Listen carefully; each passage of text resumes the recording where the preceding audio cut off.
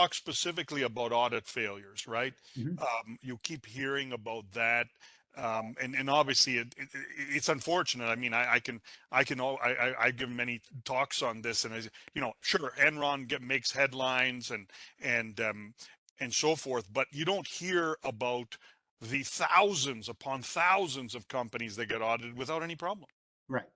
And empirically, from a research point of view, the error rate without considering market caps, that's a very important caveat. Without considering market caps, the error rate is less than 0.01% in the United States and pretty much anywhere in Western Europe. And so, I mean, one out of 10,000 audits or failures. That is a pretty good hit rate, to be honest. The problem we see is that when that one is Enron or Carillion in the UK, that it becomes important way beyond the likelihood of it having happened, because we know that something's going to happen. The audit risk model that we rely on to make our decisions assumes that there's no such thing as perfect audits. There's no such thing as zero risk in an audit. We can't predict the future perfectly. We cannot trace down everything that may exist that's not actually recorded, because that's trying to prove a negative in a philosophical sense, which you cannot do.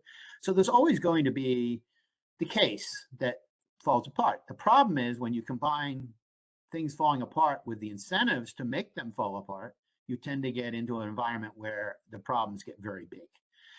And that's the thing is, the incentives don't really change, right? I mean, humans are humans. I mean, we haven't solved venal crimes like, basic murder, for that matter. To expect that we're going to solve complicated financial crimes completely is probably naive. And so the challenge to us is to obviously figure out what the cost benefit balance is and keep it at a de minimis level as much as humanly possible. It's not like management gets up in the morning and says, this looks like a good day to commit fraud. Oh, and by the way, they're not going to tell the auditor. I mean, they're not going to come in and say that to the auditor, right? And so there's always reasons why these things happen, often based on incentives, often based on the riskiness of the environment. The phrase I occasionally use, which is very much a US-centric, is it's kind of like a California philosophy. Why do good people do bad things? And it's usually because of stress in the environment, the pressure that the management positions and the performance of an organization put on individuals within a firm. And so as a result, what often people who wouldn't necessarily think about doing things end up doing things, and they can rationalize it because it's usually very small. It's a small thing to start. And many frauds start as a very small non-material activity to make sure we can cover